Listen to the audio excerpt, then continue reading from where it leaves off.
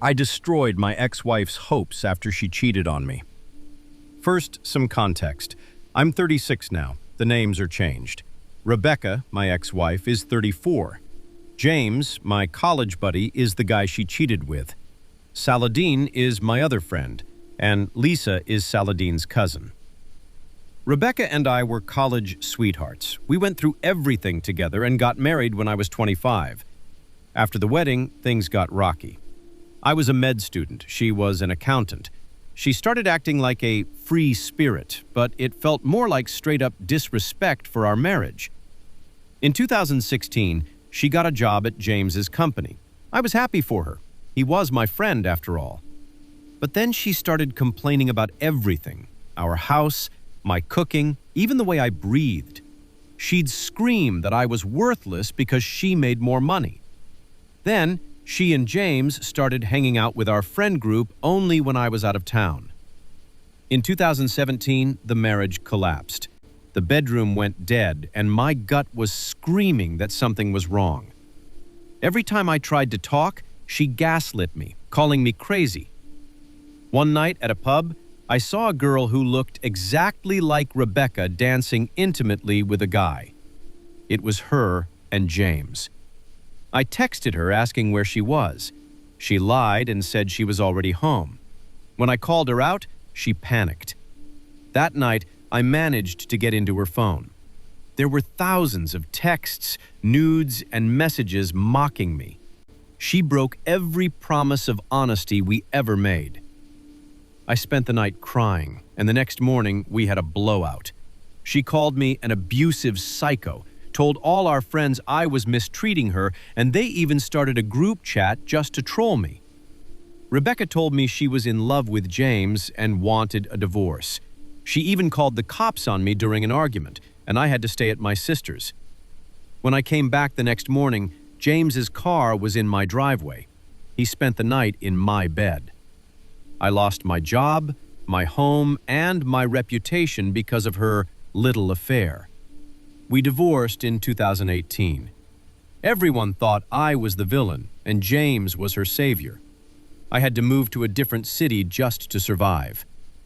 My life took a massive turn for the better. My pharmacy business blew up during COVID, and I started making serious bank. I ran into an old acquaintance who told me Rebecca and James were over. James cheated on her and bailed right after she gave birth to his kid. He didn't even sign the birth certificate. She was a struggling single mom, still stuck on both me and James. A part of me missed her, but a bigger part wanted closure, or rather, revenge. I emailed her and we started talking. We met in 2021. She looked terrible, exhausted, drained, and had lost her spark. Seeing her like that made my blood boil, but I played the long game. She apologized, claiming James brainwashed her. I told her I'd forgive her only if she publicly cleared my name. She did it, losing most of her friends in the process, but my reputation was finally restored. Then she dropped the bomb. She wanted us to get back together so I could help raise James's son. I agreed, but on one condition: we'd date first, then marry, and only then would I legally adopt the kid. Here's the catch. I already had a girlfriend, Lisa, Saladin's cousin. It was long distance, so Rebecca had no clue. I was just giving Rebecca hope so I could crush it, exactly how she crushed mine. I even pushed her into therapy so she'd feel worthy again.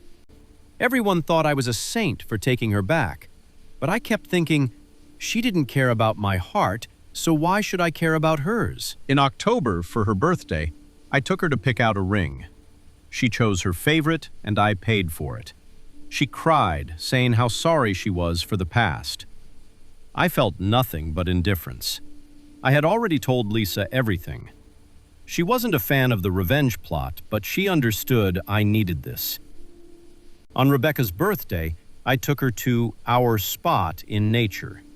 Lisa was already there. I introduced Lisa as my girlfriend and Rebecca as my ex-wife with benefits.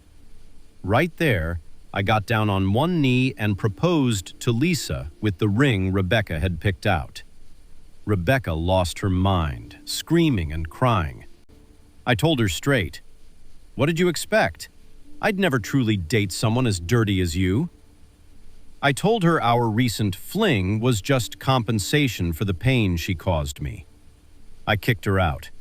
She tried to tell everyone I cheated, but this time, nobody believed her. They all saw her for the liar she was.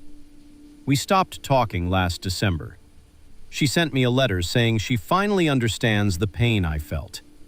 As for me and Lisa, we eventually split up over some disagreements, but I don't regret a thing. People say I'm worse than my ex, but this is a revenge sub. I played by her rules and won.